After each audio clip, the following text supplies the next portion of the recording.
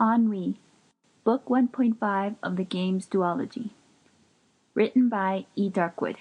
Narrated by Sara Ingram. What is this? This is a fiction book in the genre of teen and young adult that is part of a series. But you don't need to have read the first book in the duology to enjoy this one. The added context, however, will certainly enhance this tale. By reading this book, you will be taken to the world of Xanaric, known throughout its universe for being the originator of the deadly games, and you will also learn of Riley and her involvement with them.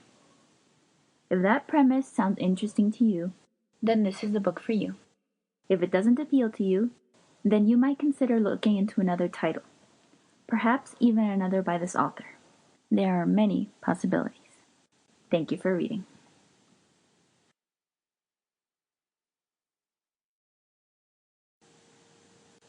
Ennui takes place on a planet in many ways much like Earth, but on Xanaric, magic is part of everyday life.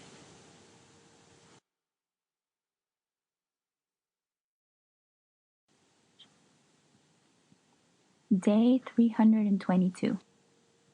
Have you ever had one of those days where you just want to curl up and cry? Me neither. But I maybe wish I'd had one. Miss Style, sharply calls the teacher, snapping my attention to the front. I look at her waiting face. With the slightest outward indication of it, I peek at the board behind her. 312.3, I diligently answer. The teacher looks back at me, and she pushes her glasses back onto her face while she makes a thinly veiled attempt to keep her scowl to a minimum. Correct, she replies after a breath, sounding none too pleased to admit it. But then she smoothly brushes it off and turns to her next potential detention.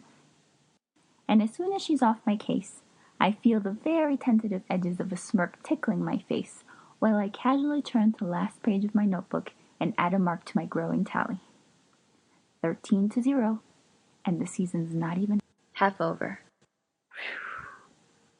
I'm walking to my next class when the growing sounds of an excited crowd turn my head in their direction.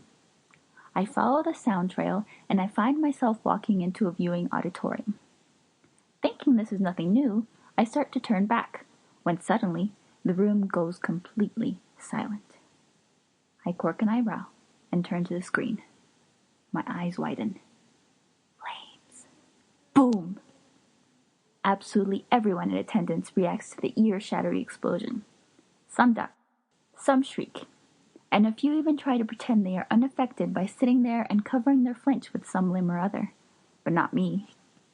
I gaze at the decimated field, enthralled, and with little to no consent on my part, I feel myself take a seat.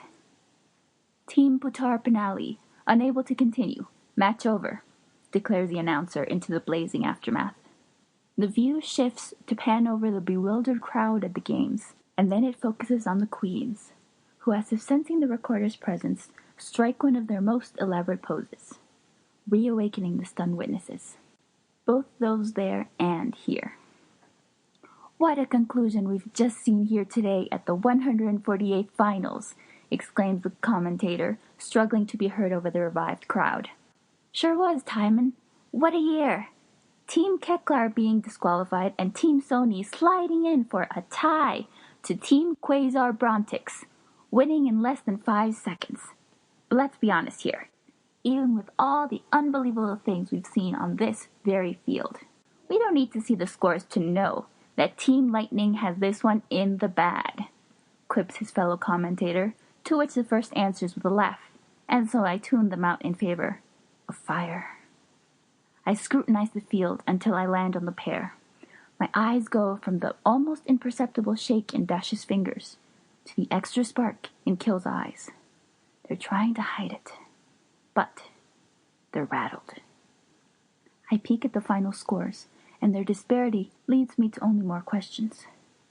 My gaze then wanders back to the unextinguished flames, the unobstructed view of the entire field. Fire. I silently repeat to myself as my fingers itch. Sample complete. Ready to continue?